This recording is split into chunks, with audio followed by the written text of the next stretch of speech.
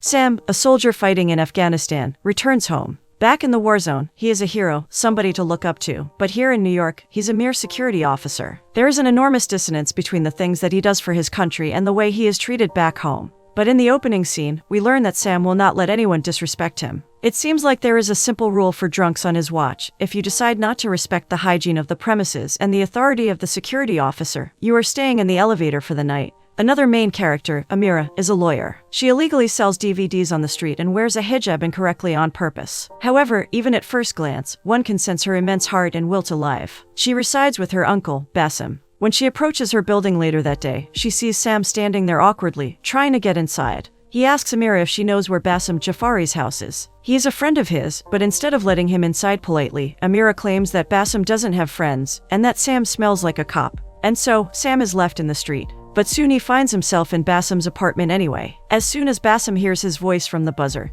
he invites him to come quickly. Amira locks herself in her room and eavesdrops as the two men greet each other quite warmly. A woolen star appears in Sam's hand then. He hands it to Bassem, who from now on becomes melancholic. Sam didn't forget about his promise. Here, Bassem calls for Amira. He wants her to meet Sam, but he has to call twice. The second time, Amira opens her door abruptly and explodes in hatred towards American soldiers. She speaks in Arabic, thinking that Sam doesn't understand it.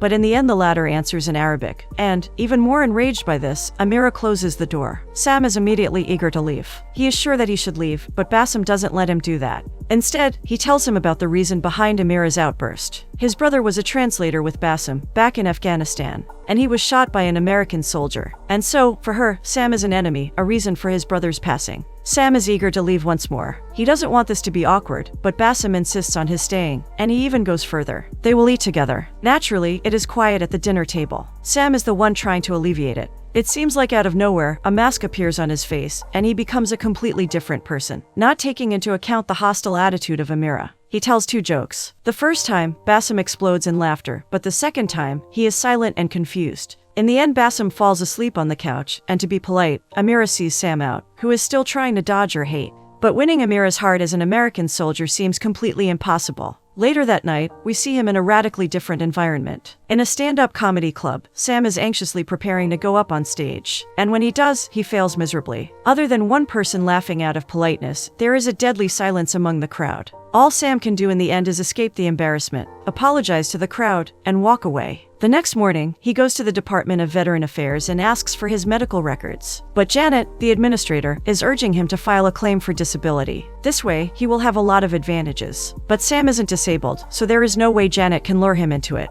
Meanwhile, Amira gets interested in the woolen star that Sam brought yesterday, and it seems like there is a long story behind it. One day, Bassem decided to follow Sam's unit on a very dangerous mission. They got attacked suddenly, and somehow Sam managed to get everybody out alive. However, Bassem noticed that their flag was burning behind them, so he went back and tried to save it. There was only one star that survived the fire, and he cut it out. After that, the star was one of the most precious things to him, and when it was time to leave Iraq, he left it to Sam. It was a kind of promise that no matter what, Sam would find him and give it back. Amira is touched. Perhaps she is starting to break her presumptions about American soldiers. Back to Sam, he gets fired from his job. Apparently, the people he trapped in the elevator had friends in high places. And this is the second time in one morning that he's been urged to file for disability. He might be able to make a living without working at all, but Sam will find another job. There is one person who he trusts, and in the next scene, he visits him. This is a well-dressed, corporate-looking guy, the one that looks like he's swimming in money, and working all the time. But when Sam enters his office, we see that he's a great person,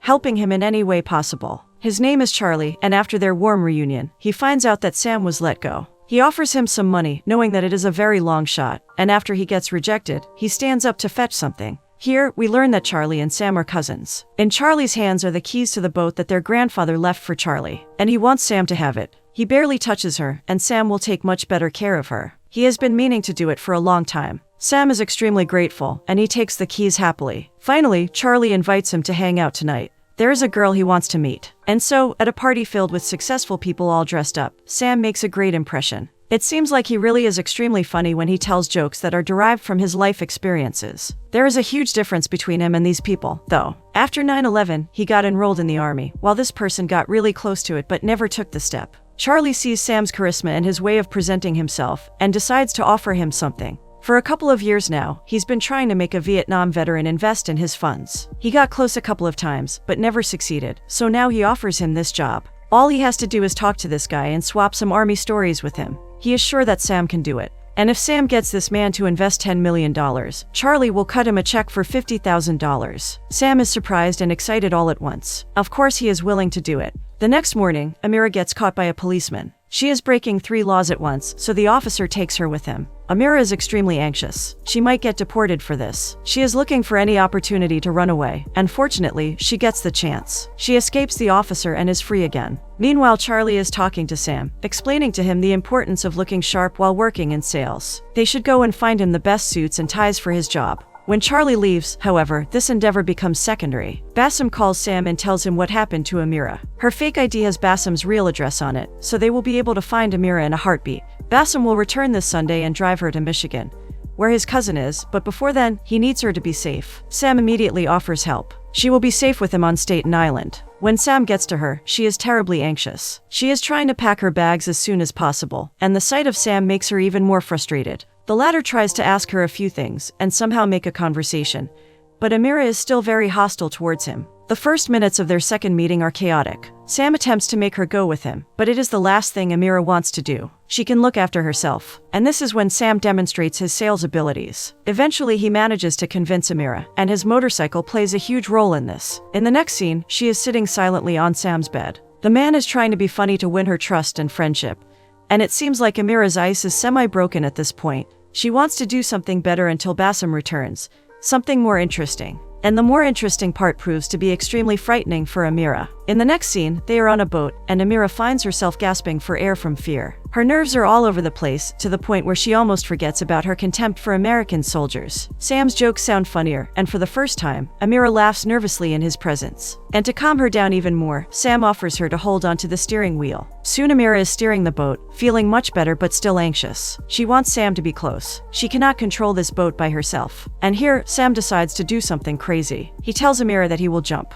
and he will be waiting for her to turn the boat around and pick him up. For a few seconds, Amira is shouting at him not to do it, but Sam jumps out with an unusually unruffled attitude anyway. Eventually, of course, Amira manages to turn the boat around all by herself. And when Sam comes up again, she is a whole different person. She is jumping up and down from excitement and happiness, even urging Sam to high-five. This is her boat now. It seems like it has been a long time since Amira felt like this. In the evening, they are sitting on a bench overlooking the sunset when Sam expresses his desire to visit her in Michigan. But with a cold and bitter voice, Amira rejects him, saying that she never wants to see him again. For a moment, Sam is sure that these are her honest words, that her excitement of boat driving is gradually wearing off and her hatred is returning. But suddenly, Amira guffaws and pelts Sam with friendly curses. This is when Sam notices an officer walking by and swiftly embraces Amira, hiding her face. This is a moment of unusual connection between them. It almost looks like they both want the officer to remain close by forever. The next morning, Sam meets with the Vietnam veteran. This is a man in his 50s, tired of corporate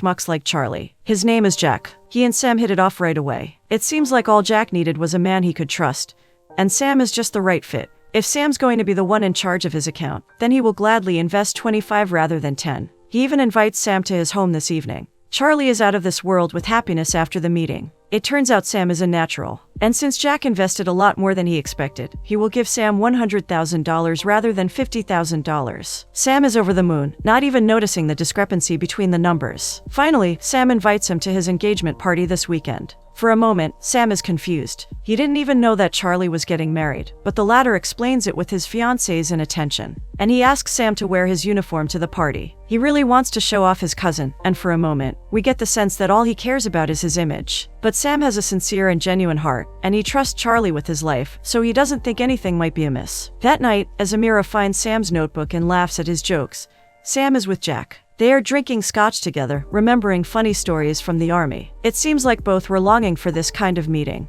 After a long pause, silence falls, and suddenly, Jack starts telling a story. From his voice, it is evident that his tale will elicit no laughter. One night, his unit came across a deserted village, but Jack heard a voice coming from a hut. At first, he thought of it as a mere mirage, but as he got closer, the voice got louder. It was a child singing, and her wavering notes were deadly. Then he opened the door and saw a 6-year-old girl holding the hand of her deceased mother and smiling widely. It was a bizarre picture, a picture of war. And Sam realizes that the bullets, honor, and explosions are just a cover-up for what war really is. Silence lingers for quite a while after this story. Later that night, Sam is invited to drink with Charlie and friends. When he gets there, we see that something has changed. He looks almost drunk. There is no emotion on his face while Charlie jumps up and down, saying that they are going to make a lot of money together. Then he leaves Sam with Greg, their co-worker. The latter is really drunk, and he says something that he regrets immediately. He says that Charlie is great, and that he will get out of something without a scratch. Naturally, Sam is immediately interested in what this something is, which makes him elaborate on it.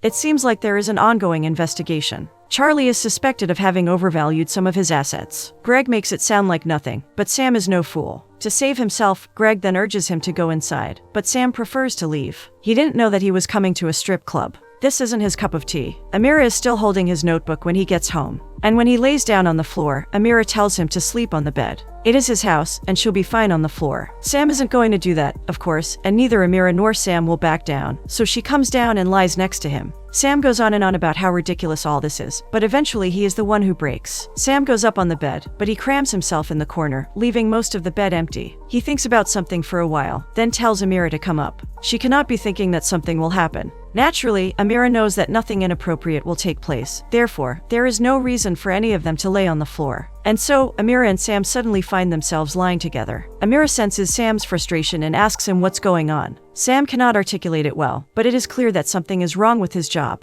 The thought of becoming a salesman never crossed his mind, and now he feels like a traitor to himself. Then they talk about what Sam's dream job is, and Amira isn't surprised when she hears about stand-up. She read his notebook and laughed a lot. He should try it more. Sam is angry because it is his private notebook. Their back and forth about it is hilarious. And with that back and forth, they eliminate all the embarrassment. Finally, since Sam shared an intimate part of himself, he asked Amira to do the same. Amira punches people sometimes, as it seems. This is the thing that differentiates her from many other girls. And so, after this funny discourse is over, Amira swiftly turns to Sam and hugs him clumsily. For a while, Sam is stunned, but Amira says that it is something that she does to her friends often. This moment of closeness blurs Sam's mind completely, and it is evident that Amira's mind is as misty as his. He says that there is something that he and his friends do too, and he turns around quickly and kisses her. This is it, they are lost in passion, completely forgetting the boundaries of their relationship. In the end, Amira is the one coming to her senses, and she is the one to apologize first. This is inappropriate. They break apart and spend the rest of the night together, ashamed but also weirdly happy. There is something alive and forceful growing between them,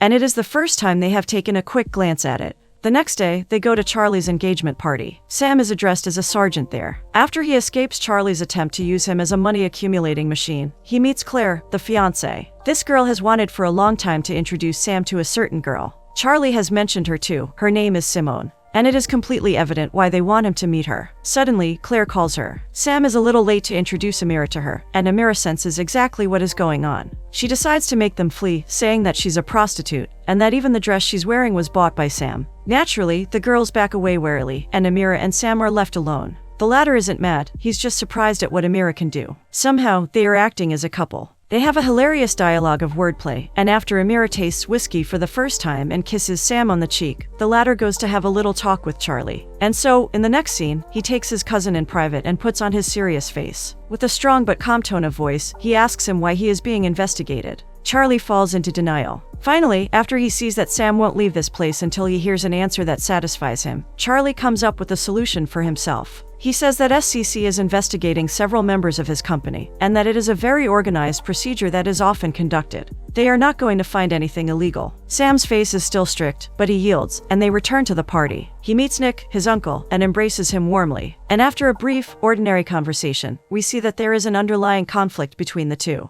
Nick and Sam's fathers were hostile towards one another, and suddenly we see why. Nick starts talking about Amira with disrespect, and he even goes as far as to remember the 9/11 tragedy. He says that her appearance makes people uncomfortable there. Rage builds up in Sam. He is about to answer when Greg comes by and makes things worse. Finally, Sam just decides to control his anger and walk away, but as he does that, Charlie catches him and introduces him to one of his clients. The name of this man is Carl, and he asks Sam an obvious question. Why is he wearing his uniform if he's out of service? This is as much pressure as Sam can bear. It is true, he used to be a soldier, but he has become Charlie's puppet, and he says so. The moment is extremely embarrassing, and when it's done, Sam and Charlie have a heated conversation. Sam doesn't want to do this anymore. Jack's account should be deleted. And the disagreement grows into a fight. Amira sees this and decides to intervene. Chaos breaks out, and in this chaos, Amira accidentally hits Claire. Everything is over. A woman wearing kimmer hit an American girl. It is obvious how the entire crowd will interpret this little case. In the end, all Sam and Amira can do is leave the place as soon as possible. For the first time, they are together in hard times, and their bond is that much stronger. That night, Sam sees and feels Amira's hair. It's as if he's seeing her for the first time,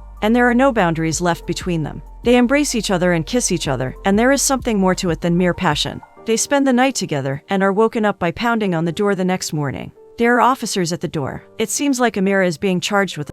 Sam does everything in his power to prevent it, but he is completely powerless in the end. Amira is taken away. In the next scene, Sam is in the police department trying to get in touch with her when Bassem walks in. He tries to see Amira too, but nobody is allowed to see her. Then the officer comes and informs them that they can bail her out tomorrow, and then she will be deported to Iraq. There is nothing to be done about it. Bassem tries to explain that Amira will be in danger in Iraq, but the officer stays cold. The court already issued an order of deportation before the last incident. Suddenly, as Sam tries to come up with a solution, he asks what would happen if Amira got married to an American man. But, as it seems, nothing will work. Bassem is suspicious of Sam at this point. He demands to know what happened, and after hearing the story, coldly tells Sam to go away and not interfere in this matter any longer. In the next scene, Charlie meets with Sam. He wants to speak about what happened. Sam is furious with him. It is his fault that Amira is being deported, but Charlie says that he tried but failed to change Claire's mind. It is all her doing. Sam believes this, but the rage still screams from inside his skin. He wants to know exactly what is going on with the fund. And this time, he will not take total rubbish as an answer. And so, Charlie gathers up all his ability to persuade, and explains how the real world works. Sam was fortunate enough to be outside of it for a while, but now he must either enter the 1%, which rules this world, or remain ignorant. The system is rigged, that much is true. But it works in Charlie's favor, and he wants Sam to be with him, and needs him by his side. Sam nods, but says nothing. It seems like he has yielded, but he's not fully convinced yet. Later that evening, he speaks with Jack, and this is when he gets fully convinced to get involved in this business. Jack says that he knows all about Charlie, and people like him, and he was eager to remain an idealist in the past as well, but the idealism didn't last. In a country filled only with self-centered individuals, there is no other way to survive other than to fend for yourself. That night, while traveling by ferry, Sam listens to Amira's voice message. There are no words that describe her feelings. Tomorrow, she wants to spend the last day with him, to stop time and be in his presence for the rest of her life. One last day. Love can make a second go on for eternity. The next morning, Amira finds that Bassem is packing his things to go with her. She tells him to stay, but before they can argue about it for longer, Sam rings the bell. Amira tells him about their plan, but Bassem won't allow it. He opens the door, and there he stands, the traitor. Bassem begins his scolding and, in the end, tells him to just leave. Sam is unable to find any words. For a moment, it feels like he will turn around and do as he is told. But Amira plunges herself towards him, says that she will do whatever she likes with her last day, and closes the door. It is their first and last date, and from Wonder Wheel to bowling, they do everything. It is as if they are teenagers, burning in love. And when the sun sets and they find themselves near the same bench where they first embraced one another, Amira asks him to do one last thing for her. In the next scene, we see Sam on the stage, about to start performing, and understand what Amira's wish was. Sam's jokes are great. The entire crowd is bursting into laughter as he goes on, until he drops his prepared material entirely and decides to use this opportunity for something else. He tells the room that he has found a woman that he loves, and that this is the last night they will ever spend together. He doesn't know what to do. The room gets quiet for a while, and Sam says something that only Amira can understand. He asks her in Arabic if she wants to run away with him. And as the crowd gets more and more confused, Amira says yes. The next morning, Bassem finds a letter from them and reads it. Amira and Sam are leaving. By now, they are out at sea, not knowing where they'll land, but the one thing they know for sure is that they are one inseparable couple.